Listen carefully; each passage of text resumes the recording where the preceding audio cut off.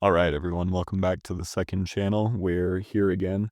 Before we begin, I want to read this thing. I neglected to read it the last two times, though I think I paraphrased. Anyway, keep in mind, I am not a professional reviewer. I'm just some guy on the internet who likes reading and writing. The opinions expressed in this video are only opinions. My interpretation of or reaction to the work will not be the same as everyone else's, for better or for worse. I will look for the good and the bad, but no matter what I say, don't be too hard on yourself. Just keep writing. And, for those in the comments, please be respectful. Also, I'm so sorry for any mispronunciations or mistakes in names or words. If I come across a word that I don't want to say for whatever reason, I will replace it with the word blank. So today we've got 6 short poems from an author named Darian Zenouzi, or MyNameIsDBZ. And if you like what you see here, you can find more of their work on wattpad.com/user/MyNameIsDBZ. And that'll be linked right at the top of the description, as all of our artists are linked when they offer sources for their material. So, as stated, 6 short poems sounds accurate. There is a content warning before we get into it.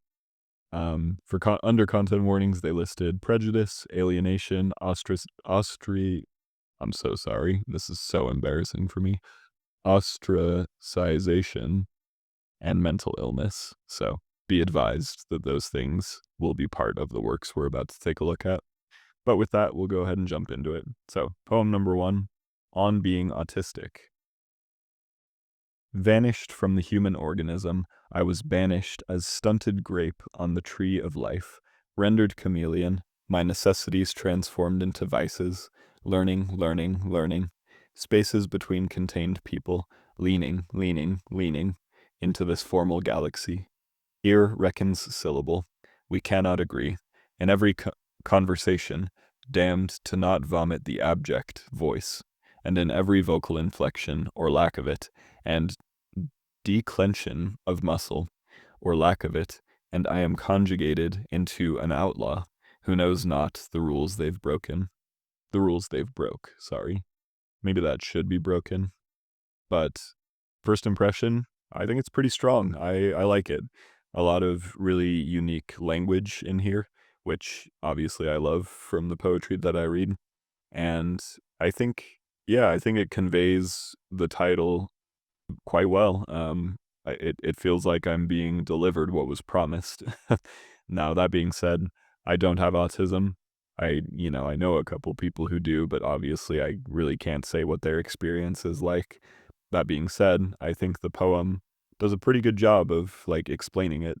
And, it's obviously not an essay or a guide to what it's like, how to, you know, understand someone who has autism, but it's more abstract than that, right? It's a little artistic, obviously. It's a poem, Dodoy. But yeah, like I said, I really like a lot of what's here. Vanished from the human organism. It's a pretty good opening line. And yet, it's also a little bit confusing. Of course, like I said, the whole poem is rather abstract, but just something to think about. Maybe this is a better opening line. Banished as stunted grape on the tree of life. Maybe you wanted to say a stunted grape, just for, I don't know, clarity, maybe a little bit for the way it reads. Banished as a stunted grape on the tree of life. I think that would be a really killer opening line, personally. I think it really conveys, like, a very specific feeling, even for people who don't have autism, right? But of course, it means so much more in the context of this poem. I think that's a very effective line. Rendered chameleon, also another interesting line. My necessities transformed into vices, learning, spaces between contained people, leaning. Sorry, I find myself with not very much to say about all of that because I like it. I think it reads well. Into this formal galaxy, ear reckons syllable, we cannot agree in every conversation, damned to not vomit the abject voice, and in every vocal inflection or lack of it, and declension of muscle or lack of it, and I am conjugated into an outlaw who knows not the rules they've broken. Yeah, like I said, I really don't have much to say about that because I just kind of like it. Um, I guess I will say, so this is one thing I like, but also it does kind of raise a question for me. Is this supposed to read as damned to not vomit the abject voice?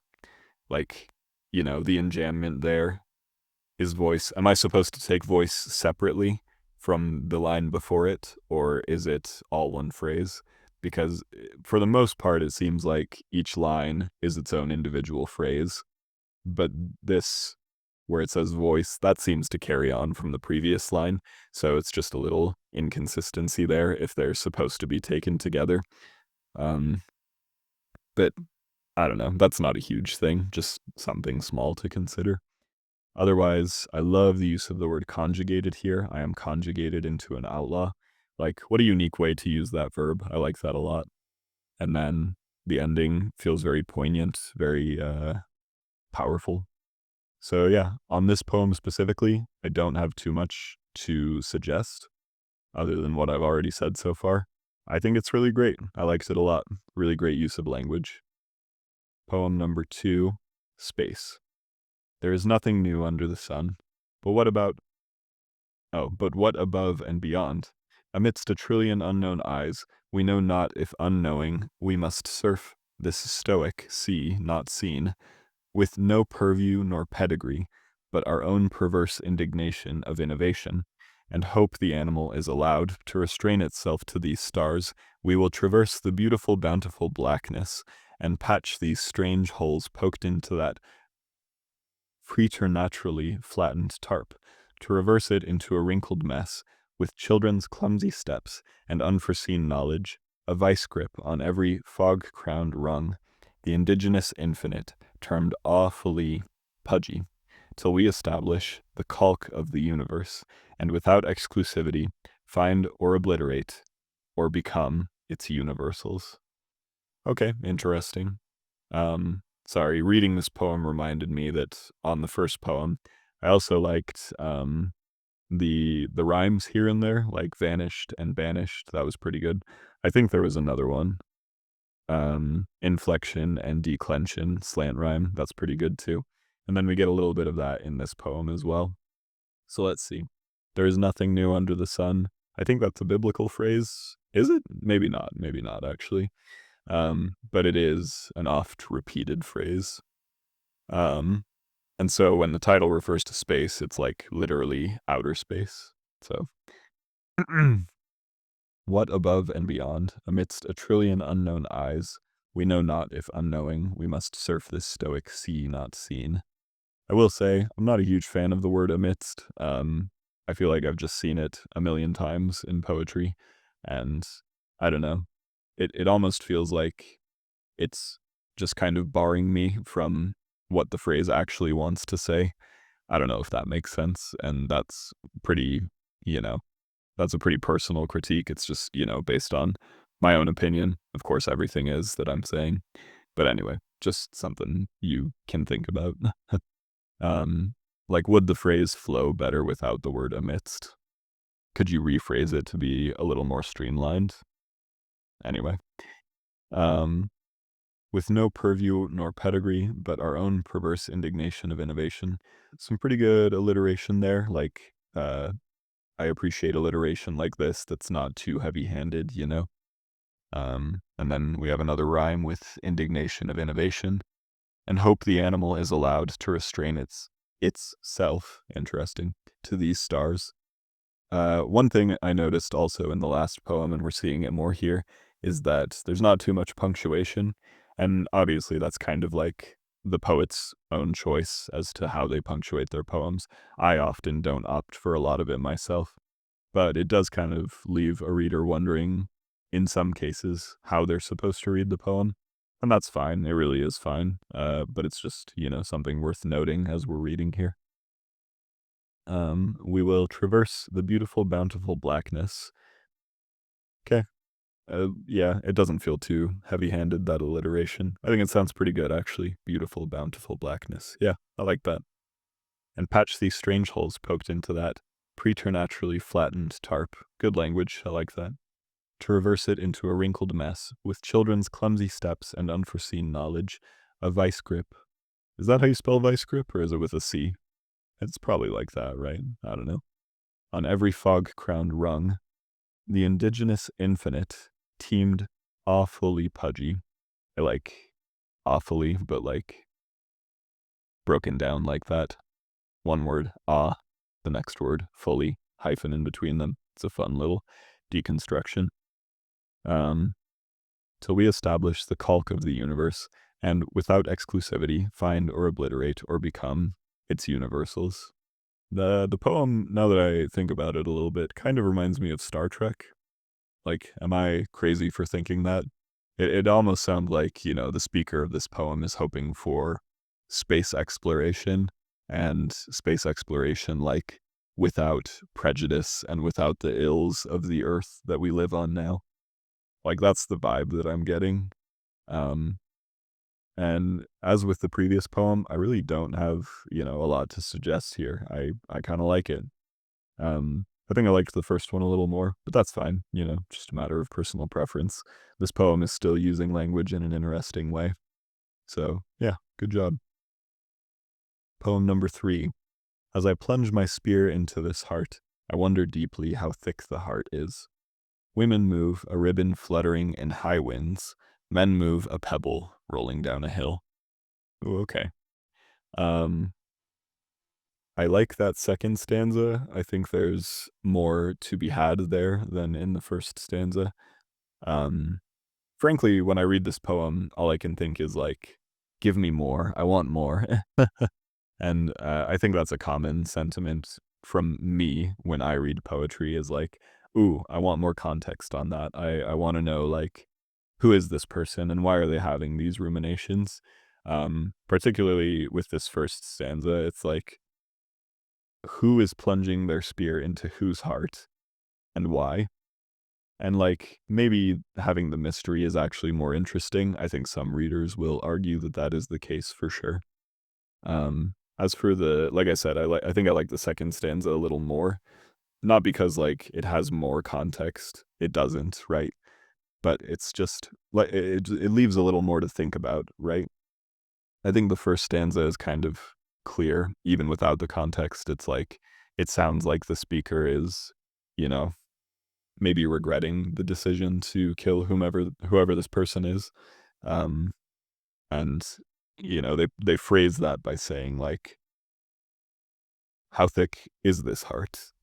How person-ish was this person? How much love did they have? That sort of thing. So in that sense, it's quite poetic, and I like that, definitely. But like I said, it's just like, I gotta know more. The mystery is too much for me. And it's interesting too, connecting these two stanzas, because they seem rather disjointed, right? And so that, as a reader, makes me wonder, like, why did the author choose to put these two pontifications together? And I like that. I like that the poem leaves me wondering about that. But anyway, more particularly on this second stanza. Women move, a ribbon fluttering in high winds. Men move, a pebble rolling down a hill. So there are actually, now that I think about it, there are two ways to read that. We can say women move, and the thing that they move is a ribbon fluttering in high winds, and men move, and the thing that they move is a pebble rolling down a hill. Or we can read that as women move, and when they move, they are ribbons fluttering in high winds, and men move, and when they move, they are pebbles rolling down a hill. So both of those images really kind of create some thought within me, and that's great, that's what I seek from my poetry. So I like this a lot. The more that I read it, actually, it's one of the best kinds of poems because there's more going on than it appears. Right? Kind of reminds me of "We Real Cool" by Gwendolyn Brooks, one of my favorites. Um, so yeah, there's a lot to think about here. And like I said, I do desire a little bit more context just to satiate my own curiosity, but it's not a requirement. You can leave the poem like this with, this sense of mystery and this sense of questioning, but you just run the risk of some readers being a little unsatisfied. Otherwise, very interesting stuff going on here. Yeah, more than anything, I'm definitely curious, like, why are these two stanzas together? What is it that these things have in common? And I think it would be interesting to explore that. So yeah, good stuff. All right, we're over halfway done now. This next poem is called OCD. The obliteration of every mental marker, the smashing shattering of the kaleidoscope of thought. Now I look through the crushed crevice with a bleeding eye, as the colors separate, blend and blame into each other. Every failed future, every successful past, every nervous flicker of the eye writes the microscopic mosaic here, only to push a portrait into rhizomatic fractals. The same old art, some people, I think, were put on earth as sacrifices. But as I peer through blood and color, they swirl and twirl, dizzyingly dancing, until they write themselves into pattern, till I can twist the lube and watch these wisp-o'-wills, called thoughts, coordinate infinitely in the aftermath of the endless art. Is it but illusion that there is an end to this patulous spiral? So very much in line with the other poems we've read so far. Um, this one, kind of unlike the first one, I'm not sure if I completely understand how it is representing OCD, whereas the first one kind of makes sense as an exploration of autism, right? This one, I don't know. I'm gonna read it again. We're all gonna read it again together, and I'm gonna kind of keep my eye out to see if the title is what the poem actually is, right? And again, as with autism, I don't have OCD. And so, my commentary in that regard will be limited. But let's take a look. The obliteration of every mental marker, the smashing, shattering of the kaleidoscope of thought. Smashing and shattering next to each other is just slightly confusing. I get that smashing is supposed to be like an adverb for shattering here, right? It's describing the shattering, but it sounds like they're just both adjectives, right? And so in that sense, you would want to write it as the smashing, comma, shattering. But since there's no comma, I understand that this one is modifying shattering, right? And so it's a little confusing just having those two gerunds next to each other. So that's something to consider. The smashing, shattering of the kaleidoscope of thought. Uh, Two uses of the word of in pretty close proximity. That's a little, just a tiny bit hard to follow. The smashing, shattering of the kaleidoscope of thought. It's like, how many layers are there here? So another thing to consider. Now I look through the crushed device with a bleeding eye. Very interesting visual and symbolism. Good stuff. As the colors separate, blend, and blame into each other. Interesting interesting use of the word blame. I like that. Every failed future, every successful past, every nervous flicker of the eye writes the microscope mosaic here. I was confused with this one in particular because like it feels like it should be WRITES, that form of rights. Later we use the word rights again, and in that context it makes sense. But like maybe, and with that being considering we use this verb again later, maybe you want to change this one to something else. Every nervous flicker of the eye writes the microscopic mosaic here. You could say corrects or aligns.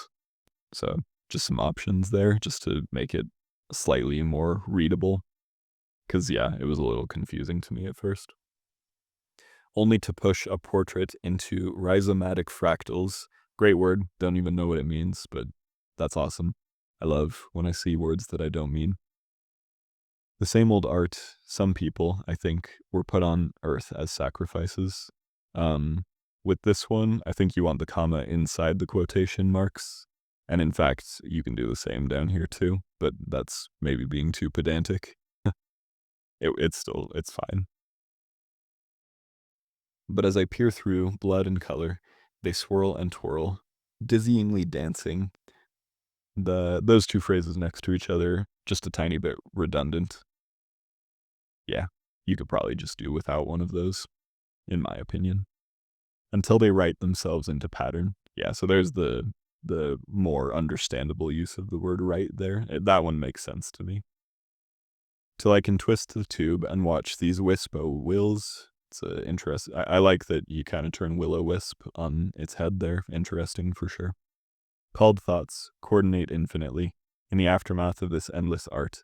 Is it but illusion that there is an end to this patulous spiral? Okay, I'm starting to see how the title comes through a little bit more. It's like, I assume if you have OCD, then it's like looking through a kaleidoscope that isn't quite right, and you just have the urge to make it right, to correct the patterns, right? I assume, like I said, I don't have it, and I haven't, really done a lot of reading or research on it. So I could be off the mark here, and if I am, feel free to tell me that. But as a poem, I think I see how it's coming together. It was just a little hard to grasp at first, and that's fine. I think poetry should be, more understandable and more rewarding the more you read it. So, yeah, a lot of good stuff here. Again, like with all of these, the only considerations I think are small ones for the most part. So this is all good stuff. Poem number 5. Oh, my cat sleeping, everything decay, all burned in the bottom kettle, the smoking remnants, release the smell of angels. My God plots in the bottom of the red-twinged white river, black-stained page, my meaning's savior. It is always within this haunting blackness that definition lies as my honest hands depart from this world, the side of my right charred correct, with the ash of truth when I'm returned. Okay. Again, a little bit hard to grasp, but it'll probably become a little clearer on the rereading. This poem, as with one of the previous ones, doesn't have a title, and so that actually hinders us just slightly in understanding the meaning. But that's okay. It's okay for poems to not have titles. Maybe I'll do a main channel video about that sometime. But anyway, maybe you heard I laughed just a tiny bit when I read the first 2 lines. It was funny. That's Ye Oh, and I said, "Oh, my cat's sleeping." It's "on my cat sleeping." I see. Sorry, my bad. I just thought this was a funny juxtaposition, this little contrast of visuals, because like, you think of a cat sleeping and it's, like, adorable, and then the next line, "Everything decay." So that was just funny to me. So, "On my cat sleeping, everything decay, all burned in the bottom kettle. The smoking remnants release the smell of angels. My God plots in the bottom of the red-tinged white river." So I'm just gonna pause real quick. I guess it's a little confusing because, like, when I read those first 2 lines, "On my cat sleeping, everything decay," I think like, "Oh, okay, so is the poem, like, about the dead skin or maybe dead fleas that were on the cat?" Um, but if that's what the poem is about, the language that follows is perhaps slightly too abstract, slightly too archaic, maybe, or maybe just slightly even too poetic, right? To really understand if that's what's happening here. So the first line just kind of reads as a little bit confusing in the context of everything else. Because, yeah, like I said, like this language is so poetic, and that's not a bad thing, but it's like, are we actually talking about a sleeping cat, or am I missing something with this phrase? So it just feels like there's a tiny disconnect is all. Black-stained page, my meaning's savior, it is always within this haunting blackness. That definition lies, as my honest hands depart from this world, the side of my right charred correct, with the ash of truth, when I'm returned. Um, as with the word amidst, I feel like blackness is kind of a common word in poetry, or at the very least, a common image, right? And I think the author, you go on to, say charred correct with the ash of truth. That's a much more interesting way to call blackness to the mind than just using the word blackness, right? And maybe part of the problem too is up here you say black stained page, and down here you say this haunting blackness. And again, that just sort of feels redundant is all. Um, Otherwise, this poem is just a little bit hard to grasp. And like I said, I think if we had a title, that would help. Like, for example, on the OCD poem, if it weren't titled OCD, I wouldn't really think to tie it to that. And that's fine, you know, it still stands very well as a poem, even without that context that the title gives us. But having that title really helps and kind of guides me in unlocking the things that I feel I should. And so with this poem, poem number 5, I am just slightly more confused about, you know, what actually is the context here and what is it that I'm supposed to be unlocking from this poem. And again, like I said, it kind of doesn't help that, like, maybe this is supposed to be the title, On My Cat Sleeping, rather than the first line. Let me read it real quick, as if this is supposed to be the title. Everything decay, all burned in the bottom kettle. The smoking remnants release the smell of angels. My God plots in the bottom of the red-tinged white river. Black-stained page, my meaning's savior. It is always within this haunting blackness. The definition lies, as my honest hands depart from this world. The side of my right charred correct, with the ash of truth when I'm returned. So I guess that works slightly better. It's like I can kind of see how these visuals like are actually just about, you know, a black or a dark gray cat, potentially. Even then, it's still just a tiny bit hard to grasp. And it's fine for poetry to be like abstract, of course.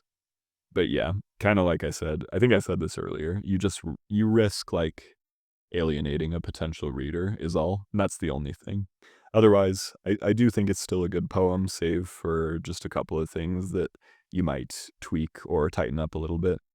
And it fits in well with the other poems that we've read up to this point. It's all very consistent, which is great. It's awesome that like you have your own poetic voice, and it really shines through for sure. So this is cool. Last poem. This one is also titleless. Take the hatchet of time and ply my ghost into self. Wrestle with thy phantom as he threads the thorns you prick on your future. Plead him for mercy, he cannot hear you.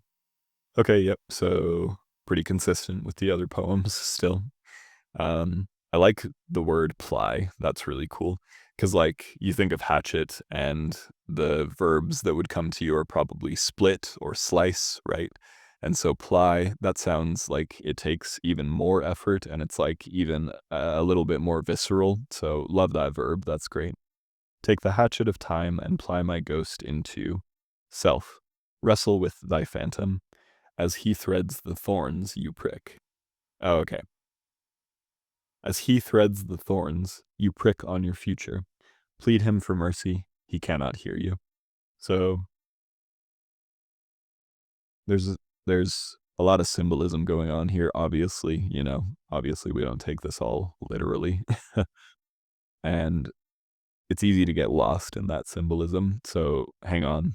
I just want to make sure I'm understanding as well as I can.